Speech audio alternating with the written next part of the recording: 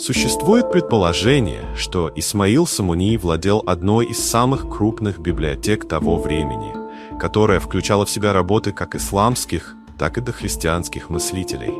Однако после его смерти библиотека таинственным образом исчезла.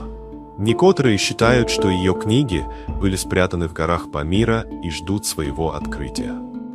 8. Исмаил Самуни как символ возрождения. В наши дни образ Исмаила Самуни используется как символ национальной идентичности Таджикистана.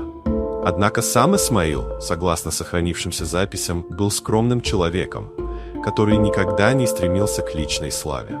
Его главной целью было объединение народа и создание условий для процветания всех слоев общества. Заключение: Исмаил Самуни был больше, чем просто правитель.